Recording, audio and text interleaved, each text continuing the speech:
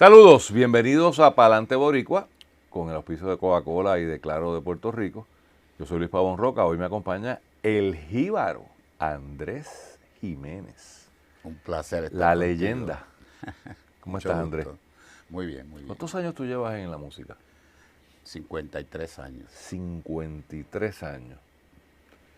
Cuéntame, tengo una hora no va a dar, vamos a empezar por ahí, pero vamos a tratar. Sí. Orocovis, ¿qué año tú tienes el primer recuerdo a los, qué sé yo, 5 o 6 años? Eso tiene que haber sido en el año 50. 52 por ahí. ¿Y cuál es tu recuerdo de Orocovis? Muy especial. De niño, yo soy el cuarto en orden descendente de una familia de 15. 15, o sea, 14 hermanos tuyos. 14 hermanos, sí. 15 en total. Y Obviamente no había televisión para esa época en el monte. yo recuerdo la primera vez que llevaron un radio a mi casa, un radio. Cuando llegaron la luz eléctrica y luego cuando más tarde llevaron el agua y cuando más tarde llevaron la televisión, ya era la década del 60. O sea, pero espérate, ¿tú te acuerdas de cuando llegó la electricidad? Sí, Wow, ¿y qué había antes? ¿Quién qué? lámparas Por eso, lámparas de gas, De gas. de querosén. de querosén y fogón para cocinar. O sea, no era folclórico el cocinar en el fogón, era No, que era no, lo que había. Lo que había. O sea, ¿Tus padres a qué se dedicaban? es agricultor. Mi papá tenía una parcelita que le había dejado su papá, de las que repartieron en los años 40 a Muñoz Marín. Y era obrero, trabajaba en la caña, Pero en la zafra. Pero o sea, bajaba de de Orocovis a Vega Baja, a la Central Mercedita, a trabajar en la caña.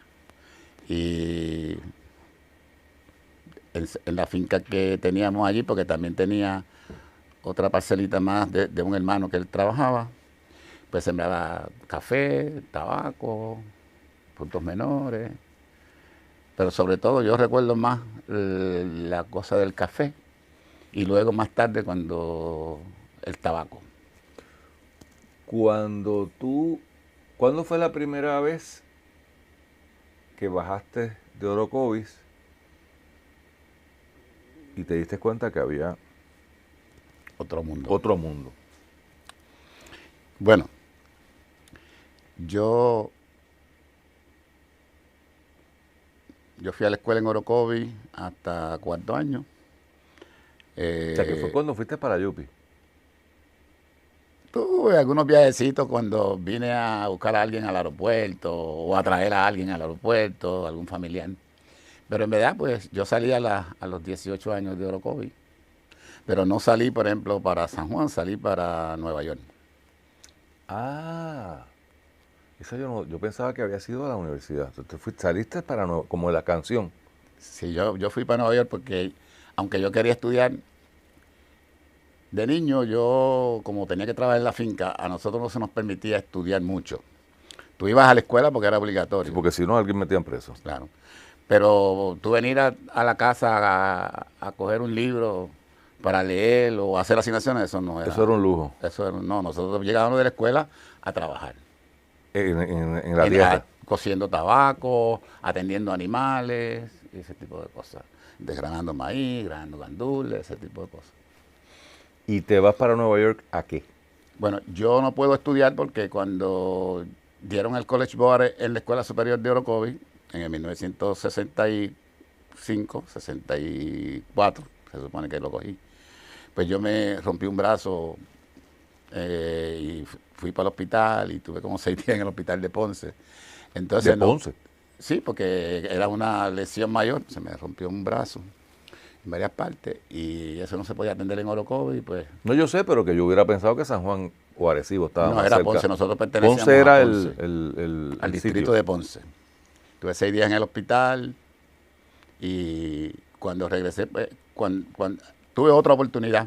En junio de 1965 tuve otra oportunidad, vine a San Juan a coger el examen del College Board con mi hermana que estaba estudiando secretarial en San Juan, que se quedaba ahí en Nemesio Canales, en casa de una señora. Llegué al lugar y amanecí con sarampión, Ah. con una fiebre de 40 y pico, Oye, y no pude coger el College Board. ok. Así que ese mismo mes llegó mi hermano de Nueva York, mi hermano mayor, y yo, pues no teniendo otra alternativa, me fui con él. ¿Hacer qué? O sea, cuando te dicen Bueno, a lo que fuera, aventurar. aventurar. Lo que fuera, pasé unos días en Nueva York, allí mirando las calles, la calle de Lancy, allí caminando por el Rivington, Clinton, en el Bajo Manhattan. Todo es Lower East Side, me estás Todo diciendo. en el No Lower en el East Side, Harlem, sino en sí. Lower East Side, Sí. abajo. Entonces pasaron una semana y no pasaba nada, no conseguía trabajo. Y El inglés de Orocovis, ¿cómo estaba?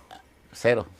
O sea, El tú inglés, llegaste allí. No, pero- bueno, no te pregunto porque no sé. Cero. Cero. Bueno, lo que te enseñan en la escuela superior de inglés, ¿no? Un inglés de ese que tú no puedes. Por eso, o sea, estaba Sí. a cantazo. Entonces, ahí pues, en Nueva York, pues, a las 2 semanas que ya yo no, porque mucha gente prometía, mira, que aquí hay mucho trabajo y esas cosas, pero eso no pasaba. Así que me fui a una agencia de trabajo, allí por la calle 14, esta avenida, y que anunciaron en el periódico que estaban reclutando gente y esas cosas. Allí fui y conseguí un trabajo de lavaplatos en el West Side de la calle 14, la calle 13, un restaurante allí. La taza de oro. No, no, un poco más abajo, en la calle 13, ya para los muelles, porque este restaurante era un restaurante donde iban los marinos estos que estaban bregando con toda la carne que llega a Nueva York y siempre estaban en vaca. Sí, porque por ahí está el Meat Market. Sí, Que hoy exacto. día no hay una pechuga allí, pero, Sí, pero, el Meat Market, pero era el Meat ahí. Market. Entonces, comencé un trabajo ahí de lavaplatos. Me lo vendieron porque ellos me cobraron $50 por el trabajo y me lo redujeron de las primeras 2 semanas que trabajé ahí. Pagué $25 de cada semana para pagar el trabajo que ellos me vendieron a mí. ¿Había música en tu vida ya o eso es algo que vino después? Bueno, siempre hubo música en mi vida porque cuando yo era muchacho, mi mamá era una cantante de promesas, cantaba rosarios, Promesa de Reyes. promesas a la Virgen, todos los cánticos religiosos. O sea, y entonces, desde chiquito, yo era su ayudante, porque como yo soy de los mayores, pues tú te puedes imaginar cuando siguen saliendo todos estos muchachos en la casa, en una casa pequeña, de un cuarto, de esas cosas, pues la vieja necesitaba ayuda. Y entonces ella siempre, y yo tuve que, desde chiquito, y a mí me gustaba mucho, por ejemplo, porque el trabajo de la finca era bien duro. Entonces ella a veces me decía, déjame a Andrés para que me ayude a hacer el almuerzo, para que me ayude O sea, era la salvación. Y la salvación para mí. Así que yo aprendí a cocinar desde chiquito para ayudar a mi mamá y en todas las tareas de la casa, y yo era el que le ayudaba con los baños de ropa que tenía que llevar a la quebrada para lavar. Y Sí, no había máquina de lavar. No, había que... Había que Entonces, el agua en la piedra. El agua había que cargarla de la quebrada, y había que cargarla, y eran 200 o 300 metros. En camino... Sí, no era breíta. ¿no? Y entonces, pues yo me acostumbré a acompañarla. Cada vez que la invitaban a una promesa, pues yo me iba con ella. Y ahí aprendí, en primer lugar, pues, los cánticos. Lo que ella estaba cantando, pues, y ella veía que yo podía cantar, y ya me convertí en su ayudante También en canto. en ese aspecto. Pero además, pues, como mi mamá era muy empresaria, y ella vendía muchas cosas. O sea, yo desde que yo soy muchachito, ya tercero, cuarto grado, yo llevaba 100 donas a la escuela para venderlas a centavos. Ella las hacía Donas hechas en la casa. en la casa. Y Sí. te llevaba 100, a chavito las vendías, sacabas un En peso. una bolsa de papel, sí. Si no te comías alguna, sacabas un peso. Sí, un peso. Si no te las O si no comías. me robaban una. Pues entonces, pero también, por ejemplo, a vender dulces y cosas, porque para ayudar. ¿sabes? Porque el viejo solo con su trabajo no podía mantener el ritmo de lo que iba pasando en ese ejército de muchachos. Así que ella hacía pasteles, yo se los ayudaba a hacer también, y yo los vendía en la gallera. Ya esto cuando ya yo soy más, como tengo como 10, 11, 12 años. Ella me enviaba a la gallera a los domingos, y yo me sentaba y me metía en la gallera y vendía una lata de esa de galletas llena de pasteles. A 10 centavos los vendía. Vamos a una pausa, regresamos ya mismo, volvemos a Nueva York a ver cómo Andrés le fue de lavaplatos en la Ciudad de Hierro. Continuamos en Palante Boricua con el auspicio de Coca-Cola y de Claro de Puerto Rico, y estamos con Andrés Jiménez, que mira que yo lo he entrevistado muchas veces y nunca me había ido para Nueva York contigo. ¿Y qué pasó después? En Nueva York, yo... Todavía no estás... ¿Te hice la pregunta de la música? Estamos O sea, 1965 todavía. todavía no hay un Estamos músico 1965. aspirante a... No, nada que es eso. afición de lo que aprendiste con tu mamá. Sí, eso yo lo aprendí como una cuestión y me defendía con eso y me gustaba porque también venían parrandas y ese tipo de cosas y yo pues... Eras porque aprendí la estrella. En los Rosarios Cantados pues, también aprendí a cantar música jíbara, porque los Rosarios Cantados tenían una parte que era cánticos religiosos y la otra parte era música, Claro. mayormente. Pues ahí aprendí a cantarme mi aguinaldito, las cuestiones bíblicas, que cantaba Ramito y ese tipo de cosas. En Nueva York tengo este trabajo y tenía que caminar, la guagua me dejaba allí en la calle 14 y yo bajaba hasta la 13 y caminaba una cuadra grande hasta el muelle donde estaba. Hasta el muelle, son 5 bloques largos. Sí. Entonces, empezaba el turno a las 3 de la mañana. A las 3 de la mañana. A las 3 de la mañana y empezaba el turno. ¿Serían los platos de la noche anterior? No, ¿O era no, el no. sitio que trabajaba? No, 24? ese muelle se movía a esa hora, era que llegaban todos los... Ok. Este era el Sí, prime time. Sí, y terminaba a la 1. Y un día que salí como a la 1, estaba mirando y vi un letrero de una academia, de la Academia RCA, donde estudiaban pues latinos, porque enseñaban en español. Y me atreví a ir por allí, qué sé yo qué cosa, porque para estudiar electrónica, pues me gustaba la electrónica. Entonces, allí un profesor cubano me orientó y me dijo, sí, nosotros te podemos incluso conseguir un trabajo, porque ya le había contado que... Que estaba lavando platos. entonces me dijo, pues chévere, y pues y empecé a estudiar con electrónica allí, con él, o sea, unas clases preliminares, y ellos me consiguieron un trabajo de mensajero. Y ahí voy a la calle 42 un día a ser mensajero.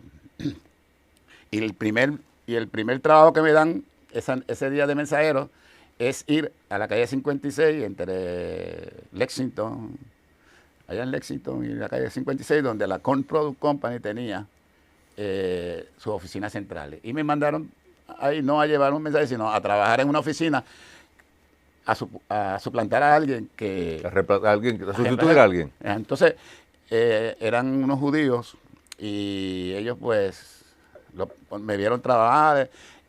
Era lo que llaman un mail room. O sea, llegaba la correspondencia y se sorteaba. Y yo la sorteaba haciendo una de estas papas y la ponía en un carrito y la llevaba por todos los pisos. Ciertamente es mejor que lavar platos. A platos. todas las dependencias, por supuesto. Y me pagaba un poquito mejor.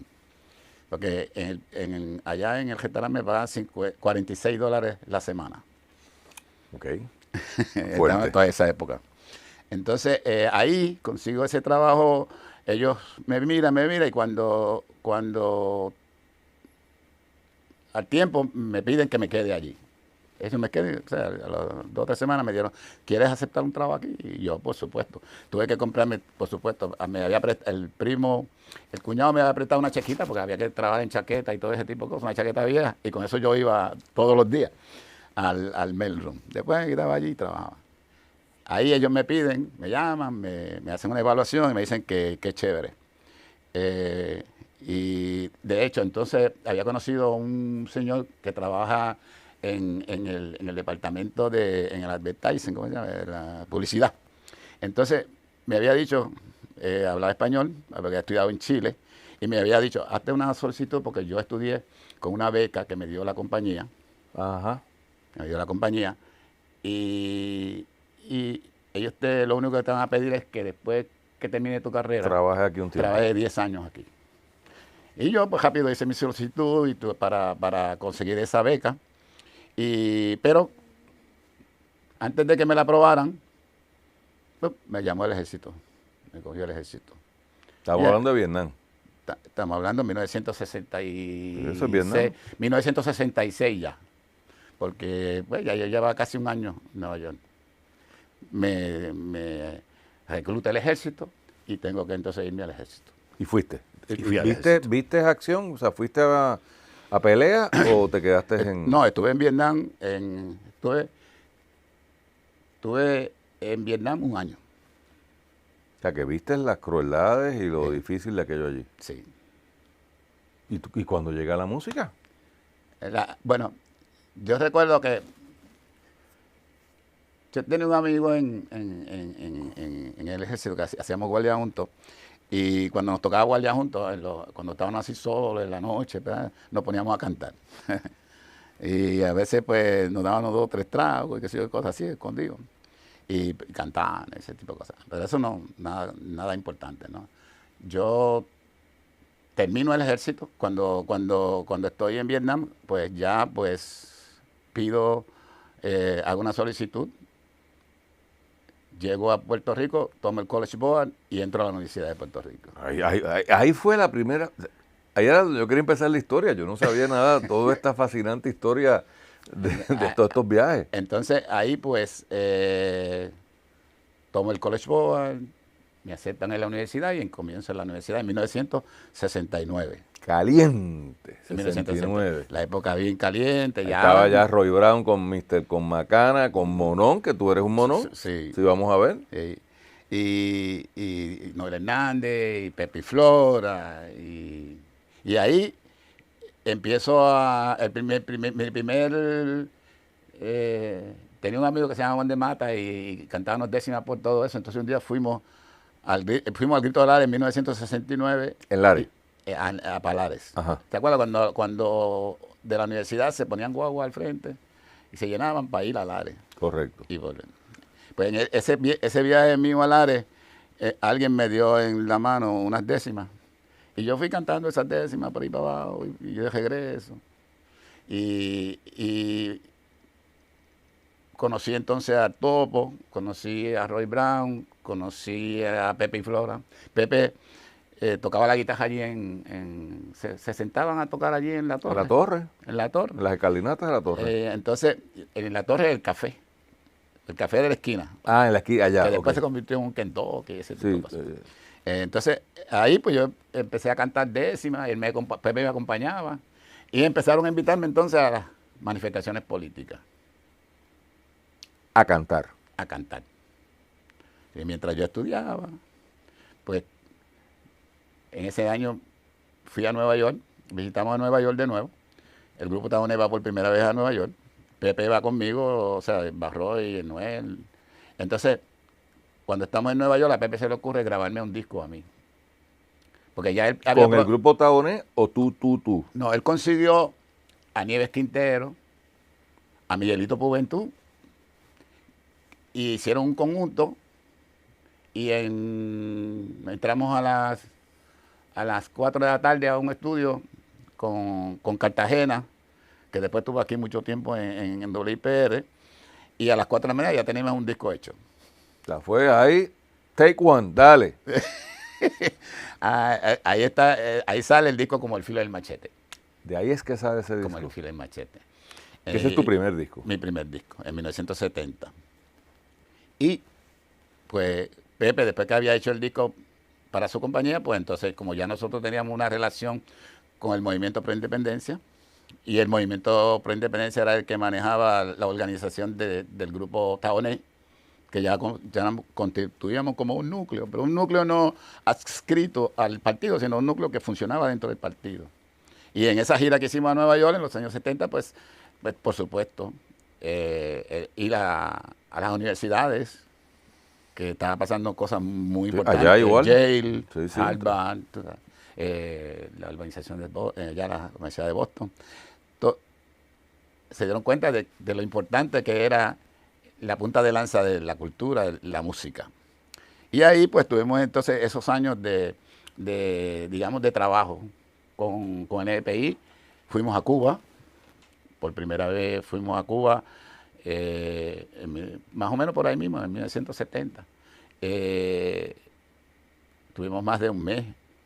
O sea, que abandonaste los estudios de la Yupi. Prácticamente, sí, yo prácticamente estudiaba y hacía cursos, me daba de baja, ¿sí? Pero sí, a la larga lo tuve que dejar. Vamos a una pausa y regresamos a esta travesía musical histórica de dónde viene el jíbaro. Continuamos en Palante Boricua con los pisos de Coca-Cola y de Claro de Puerto Rico con Andrés Jiménez y nos quedamos en Nueva York, ya Andrés siendo Andrés Jiménez, pero el de Andrés Jiménez, activista político. ¿Cómo es que yo creo que una de las cosas que más admiro tuya, y tengo que añadir esa lista a Roy, tengo que hacer la gestión para traer una entrevista a Roy, o sea, aquí, porque lo he entrevistado jangueando, es que lograron trascender la cosa política, sobrevivir, porque aquí hay persecución, había persecución, hay todavía, pero en aquel momento eso, Sí, era serio la cosa. Era seria la cosa. Sí. Y tú te has convertido en un artista mainstream. O sea, no hay que ser independentista para oírte. Y te oyen muchos que posiblemente sean lo opuesto a los independentistas. Sí. Y eso creo que es interesante que me hables de eso. O sea, cómo de estar metido en el MPI, Movimiento Pro Independencia, partido o movimiento Luego de Partido Juan Mari, Socialista, sí. que se convierte, Juan Mari Brás, y se convierte en Partido Socialista. Y de estar en Cuba, ir a Berlín en el Festival de la Juventud en 1973. Todavía en ese momento yo no tenía, digamos, no había ningún interés de ser artista. O sea, yo hacía eso por lo atractivo y lo interesante que era. Pero yo no consideraba que yo... O sea, tú todavía no te visualizabas como alguien que se va a ganar la vida con esto. Aunque, por Te ejemplo... le estabas ganando con eso, pero no era tu... Pero yo no diría que nos ganábamos la vida. Bueno, o sea, era bien duro porque no había dinero por ningún lado. ¿Y cómo comían? Sí, eso era interesante. Yo, por lo menos como estudiante, tenía el GI Bill. O sea, yo tenía mi chavito del ejército, o sea, de lo que me daban por estudiar. Y entonces Roy tenía ya sus discos que vendían y recibía un salario pequeño, pero un subsidio pequeño, ¿no? De parte del partido, porque como él trabaja como en la organización. Sí, sí, el sello se llamaba Disco Libre. Disco Libre. Igual Noel también tenía eso. Entonces,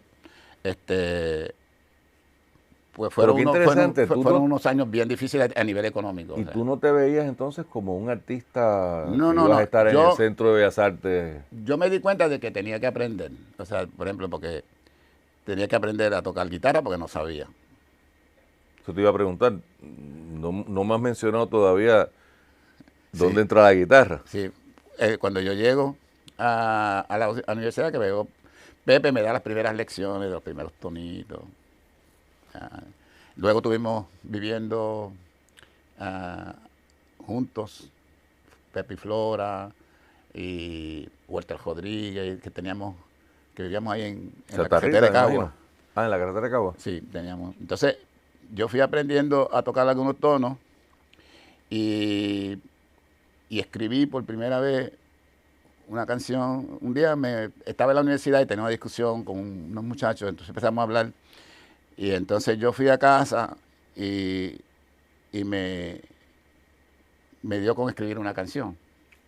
La primera. La primera. Entonces, la canción se llama El Nubarrón. El Nubarrón. que es cuando es la canción con la que yo comienzo el espectáculo de los 50 años de aniversario.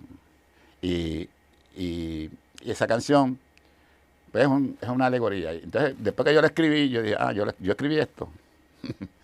Entonces le puse la música con los dos tonitos que sabía. Tú también. Sí. Entonces, pues de ahí surge la primera canción y ahí entonces me da la idea, pues yo lo puedo hacer. O sea, digo, tengo que aprender y empiezo a mirar y pienso a escuchar y empiezo a ver. Sí, ya a ver el mundo desde la óptica de que yo quiero hacer eso. ¿Cómo se monta esta cosa? Yo quiero hacer una canción, yo quiero hacer canciones. Ya, por ejemplo, en esos principios, luego también se divide, yo me quedo con la parte típica. Flora y yo nos quedamos en la parte típica y Roy se va solo, Noel se va solo. Y yo comienzo, y recuerdo que tuvimos en 1974 por ahí, o 73, hicimos un viaje a México, a través de Bellas Artes de México, y fuimos a varios estados, fuimos a Puebla, a San Miguel de Allende, fuimos a Puebla, fuimos a Aguascalientes, hicimos una gira. Y incluso nos hicieron un disco, un productor mexicano nos hizo un disco allá a Taboné, en México. Que luego el mismo disco lo hicimos en Cuba, a Taboné, en Cuba. Ok, bueno, eso es eficiente. Sí. Pues, estamos hablando ahí de unos 3 años, ¿no? Ya yo en esos 3 años, ya yo había aprendido a escribir algo, ¿no? O sea, y ahí escribo mis primeras canciones. Después, o sea, el Nubarrón. Luego... Cuando escribes, yo creo que, ¿cuál es tu canción más famosa? Vamos a hacer las preguntas, a ver. Mi canción más famosa, a mí me gusta Mi Pueblo. Ah, bueno, o sea, que esa es alegre. Y es una salsita, una cosa más... pero quizás la canción más, de esa época más, pues es Mi Barrio. O sea, Mi Barrio es la canción más... Esa canción yo la hice como en 1976, por ahí. Que es cuando ya yo... Fue con la derrota del PSP, aquella situación difícil en 1976 para el partido, ¿no? Y yo volví. Porque todavía en ese momento tú estás metido en la política full. Sí, y todavía estamos viajando a diferentes lugares a través de los contactos del PSP en ese momento, ¿no? Cuba, Festival de la Juventud, todo eso. Y pues ahí escribí varias canciones y incluso nosotros hicimos algunos discos, Taboné, de que cada cual hacía una canción, canciones diferentes, ¿no? El Topo, Joy, hicimos algunos discos de eso. Y yo habíamos grabado varias cosas y yo las junté todas en un disco y hice 6 años de canción. Y grabé el disco y lo empecé a... Yo los hacía yo mismo, los mandaba a imprimir y los vendía en mis actividades. Iba a los cafeteatros, iba... ¿Te buscaba tu chavito? Me buscaba mi chavito, en la 15 yo con mi carguita. Iba a Nueva York y los vendía en el Subway. Viajaba en el Subway. Vendiendo discos. Sí, vendiendo discos. ¿Y los vendía? Y los vendía, sí, los dejaba a consignación y volvía. O sea, yo siempre estaba yendo a Nueva York. Nueva York siempre para mí fue... y vendía y manejaba y cantaba aquí, cantaba allá y me quedaba en casa de los amigos. Fue toda una vida bastante, un poquito ecléctica. Errante. Sí. Pero son esos años difíciles. Luego hice, en 1978 por ahí, hice el disco de El Jíbaro, homenaje a Chuito el de Bayamón, que ese, ahí salen todas esas canciones, Mi Barrio, Caminé, Mi Ruta, el homenaje a Chuito, que lo hice con el grupo Mapellé. El disco y las canciones. Sí, la primera vez. No, y yo produzco el disco con la ayuda de amigos que tenía por ahí, que me daban la mano, quedaban a dar palo por ahí juntos y ellos me ayudaron para hacer el disco. Así que ahí ya nos ubicamos cerca de la década del 80. Ya yo había fundado en 1979 el Taller Campesino con Michael Camarero y otros músicos de Naranjito. Hicimos entonces aquel disco que se llama Canto América Latina. Y luego viene entonces la época, yo regreso a Orocovis y esas cosas, y me junto con los hermanos Colonsaya, Con Edwin. y hacemos aquel primer disco, Así Canta Puerto Rico, que todavía es un disco que a la gente le gusta mucho, ¿no? Que me da un giro, le da un giro A la cosa política. a la coriza política. Es un disco que no tiene nada político, son canciones románticas y ese tipo de cosas. Aún ahí, pues yo, por ejemplo, tenía mi visión política, ¿no? Porque, por ejemplo, yo Claro, y no la tienes. cantaba música de Navidad. Para mí eso era un principio. Yo no hacía música de Navidad. Y dentro de todos los discos que hice, antes de eso debo mencionar que hice Cantata en 1966. Es una joya. O sea, ese el disco que hice sobre la poesía de Che Meléndez, ¿no? O sea, pues ya ahí, esa es como la culminación de esa fase, De esa etapa. de esa etapa de música comprometida, de trinchera, ¿no? Vamos a la pausa y regresemos. 2 temas. Coño despierta boricua. ¿De dónde sale eso? Y háblame de Orlando, que vas para allá. Ah, sí. Entonces, de Orocovis, Nueva York, a la famosa diáspora. Pero vamos a la pausa. Regresamos a Palante Boricua con el auspicio de Coca-Cola y de Claro de Puerto Rico y con Andrés Jiménez. Vas por Orlando. Y yo sé que estoy brincando, pero no estoy brincando. Que no quiero que se me quede lo de Orlando. Tú has desarrollado en los últimos, yo diría que pospandemia,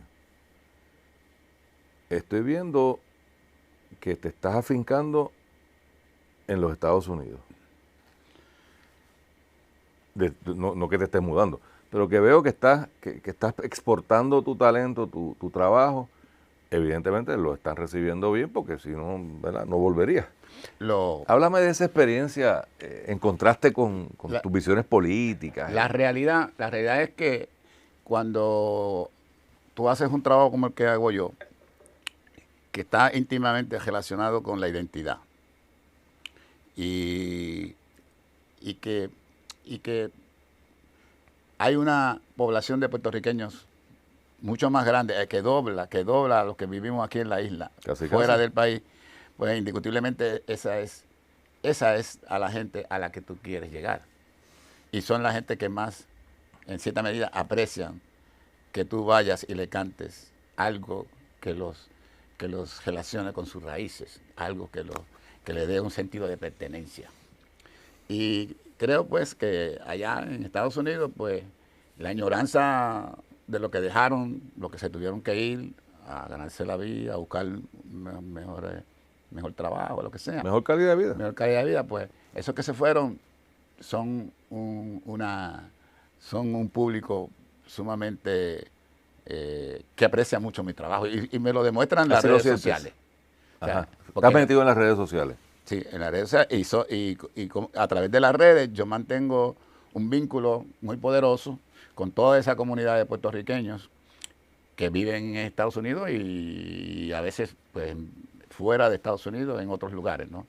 Esa gente regularmente pues vienen a Puerto Rico durante el fin de año y son una gran parte de la gente que van a mi concierto. A tu concierto. En Cagua, usualmente en Cagua. Sí, este año pasado lo hicimos en San Juan. En San Juan, correcto. Pero esa gente, nosotros tenemos una relación constante a través de mi página.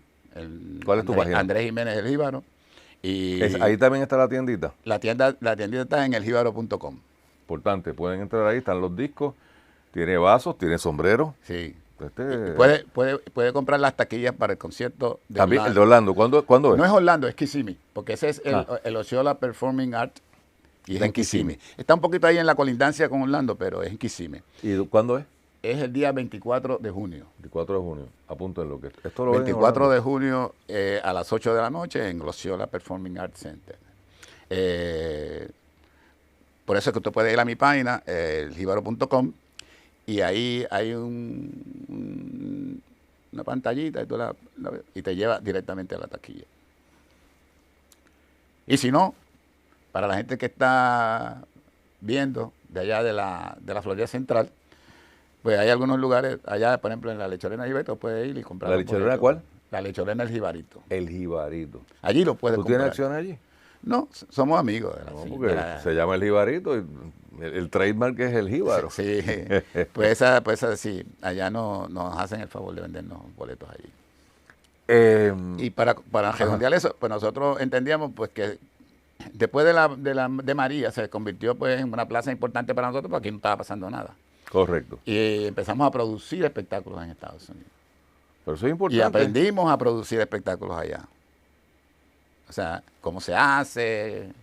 Y ahora pues estamos hicimos en Tampa, hicimos en Nueva York, hicimos en Orlando, hicimos en la Freedom High School, pero este año pues queríamos hacerlo no en época navideña, la queríamos hacer en el verano, con la idea siempre de explicarle a la gente que nuestra música no es música de Navidad. Sí, ahorita no te seguí la línea porque quería preguntar otra cosa, pero obviamente tú no cantas música de Navidad porque como tú, voy a decir algo que le va a molestar, como él canta música de Navidad, en el imaginario puertorriqueño, la música de Aguinaldo, de la música que llamamos jíbara, Sí. el país la asocia con Navidad y tú tienes toda la razón. Hubo un proceso en mí, un proceso evolutivo, de entender, por ejemplo, lo que había pasado, porque la música puertorriqueña se salva en cierta medida por la Navidad, porque la gente, todos esos fenómenos de la salsa, del rock and roll y del dominio de los medios de comunicación por las entidades extranjeras, pues marginó totalmente nuestra música, lo cual hizo que la música puertorriqueña pues no tuviera unos espacios, pero la gente en la Navidad sacaba sus discos de Navidad, escondía y durante la época de Navidad estaba tocando música jíbara puertorriqueña. O sea, y eso, en cierta medida, además que el mercado, la parte económica de la venta de los discos, pues se daba en Navidad. Cuando la gente regalaba. No, y que para el party me hace falta pues, el último disco. Ahí yo trancé con la vida. No se puede pelear. No se puede pelear contra la realidad. O sea, contra el mercado. Así que y yo hago mi primer disco relacionado con algún tema navideño a mediados de la década del 80. Háblame de Coño Despierta Boricua. Eso es una... Las décimas decían, por Dios, despierta Boricua. Y yo tenía un compañero de universitario que era un poeta negro. Y en una ocasión estamos tocando allí, yo tenía que cantar allí, y él me dice, pero no digas por Dios, dis coño, despierta Boricua. ¿Es una décima tuya? No, porque eso yo no lo escribí. Yo le hice el coro. O sea, tú lo hiciste famoso, sí, pero tú no lo escribiste. Yo no lo escribí. Al principio habían décimas el cuerpo de la canción lo escribió Miguel Hidalgo, que decían Guarionex, africano se llamaba él. Trovador de Cagua, que después fue parte del grupo Taboné cuando Flora, el típico. Y pues decía así, por Dios, despierta Boricua. Pero eso fue que yo me lo aprendí, como te dije, de aquella primera vez que fui a Lares, en la guagua de la universidad. Así que de ahí sale entonces lo del coño, y le gustó más el coño, por supuesto, a la gente. Es más sexy. Y desde ese momento, pues no he tenido la oportunidad de dejarlo, porque eso... Si no cierras con eso, no. A pedras se sacan. Sí. ¿Y no te han censurado? No. Digo, te han censurado, pero digo yo por esa canción. Por esa canción, no. En verdad, hasta los alcaldes me la piden, que son estadistas o populares. Hubo momentos en que alguno que otro, tú sabes. Pero en verdad, la gente lo pide. La gente pide eso. Si la gente lo pide, pues. ¿Qué te falta por hacer? Yo... Digo, no que quiero que te vayas a pasar a otro plano, ni mucho menos. Pero, no, todavía. Esa pregunta es complicada. Todavía, pues claro. Pero y tengo que ir ajustando también en mi trabajo a mis años, ¿no? O sea, me gustaría, por ejemplo, hacer esto que tú haces, pero musicalmente. Esto que tú estás haciendo aquí, pero musicalmente. O sea, conseguirme un taller musical, hacer un taller musical, donde yo pueda invitar a los jóvenes hacer estos pequeños conciertos, Y tener un diálogo musical. diálogo y conversaciones sobre la historia y sobre lo que hacemos, sobre lo que ellos hacen. Eso me gustaría. Hay alguien aquí que me dijeron, yo te voy a averiguar después, no me acuerdo ahora, pero hay alguien, yo creo que hasta lo entrevistamos aquí en Palante Boricua, que está haciendo para redes unos conciertos, entrevistas por ahí en la zona norte. Juan Carlos, no te suena, pues yo voy a averiguar. Porque en Estados Unidos hay par de programas de estos.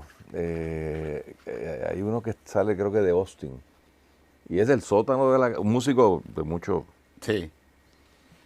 Y él montó un estudio en su sótano y empezó casi de casualidad. O sea, empezó para tocar, o sea, para hacer música. Ajá. Estaban hablando, alguien sacó una cámara, como ahora todo el mundo anda con una cámara. Ujú. Y empezaron a grabar y dijeron, adiós, pero mira, esto está chévere porque se Sí. preservan cosas. ¿Y por qué no lo has hecho? Ahora estoy trabajando más que nunca. Eso es lo cual. ¿De verdad? Lo cual no me permite Sí, te roba tampoco- tiempo. Pero no, yo estoy preparando el lugar. Yo tengo mi casa en Orocovi, estoy haciendo unos escenarios, Ah, sí, o sea, estás trabajando en estoy esto. trabajando en eso, estoy preparando unas áreas, un escenario, se va a llamar el altar de mis cantares. Ok. Entonces tengo varios escenarios ya primicia. predispuestos y espero pues que pronto pueda ser el primero y darle una continuidad, que sea por lo menos hacer uno al mes. Uno al mes. ¿Vas a tener público? Lo voy a combinar, porque como tengo escenarios diferentes, voy a tener el búnker ese que tú me hablas, ese sitio ese de donde vas a encerrar. Ajá. Sí, yo tengo ese búnker para hacer cosas, pero tengo también unos espacios abiertos que me permitirían hacerlo con gente. Y me imagino que esto es pasarlo por redes. Para pasarlo por redes mayormente, para mi canal Para en tu YouTube. canal. ¿Cuál es tu canal de YouTube? Eh, Anuncia, muchachos. bueno, busquen Andrés Jiménez Jíbaro y ya. Ahí está todo. Sí. En Orlando estás yendo como cada 3 meses, ¿no? Y a cada rato me invitan, voy al festival tal o ahora hago mi concierto y no hago nada por un rato, ¿no? Pero ya tengo algunas invitaciones para fin de año. ¿Dónde te sientes más cómodo? ¿En qué tipo de escenario? Yo te he visto en Caguas. O sea que yo nunca te he visto en un sitio chiquito. Y no me has visto en las plazas públicas, Y no te he visto en plazas en los públicas. festivales de aquí. Eso es espectacular. La cantidad de gente que va, o sea, Conectan. sí. Y los conciertos míos en las plazas públicas son conciertos. Y la gente van, llenan las plazas y son igual que si fueran Bellas Artes, porque, claro, no es el mismo montaje de lo que hacemos en Bellas Artes, pero en términos de comunicación y los seguidores míos son gente muy, Muy fieles. sí. Nunca me dijiste cómo lograste esa transición. ¿Cómo has logrado que a pesar de que tú no has abandonado tus convicciones, Ujú. tal vez no estés, ¿verdad? En esa letra combativa, ¿cómo has logrado que... Sí, pero Porque a ti todo el mundo te respeta. digo lo mismo, lo que pasa es que quizás lo hago más, lo hago más filosóficamente, ¿no? O sea, bueno, es que la vida tiene que ser así, o sea, tú tienes que estar despierto ante lo que pasa ante sus ojos y ir adaptándote a lo que trae la vida, ¿no? O sea, y entonces tú te vas adaptando de acuerdo a tus posibilidades también, o sea, y eso te va transformando, o sea, igual, o sea, lo que tú eras en 1970, ya tú no lo eres en 1980 De y acuerdo. en 1990. De acuerdo, pero hay gente que no tiene éxito en hacer esa transformación, no porque no tengan talento, sino como que... Y se fastidian, ¿no? Quizás su mentalidad, si la narrativa del sistema te penetra profundo Y lo que te dijeron a ti, que tú tenías que hacer cuando eras niño, tus padres, o la iglesia a la que tú ibas, o la escuela a la que tú ibas, si eso penetró muy duro en ti y tú no tienes la capacidad de salirte de ese libreto que te montaron, pues mucha gente pues se queda ahí y respetando ciertos patrones y ciertas conductas, esas cosas. Tienes que arriesgarte a romper esquemas. La ruptura. Sí, a romper con la narrativa y encontrar tu propia narrativa, o sea, encontrar tu propio discurso. Gracias, Andrés. Se va a repetir. Hay que continuar. Hay que continuar. Se nos quedaron muchos temas. Eso es así. Se nos quedó sobre todo el tema político. Ese me gusta. Sí. Vamos a hablarlo la próxima.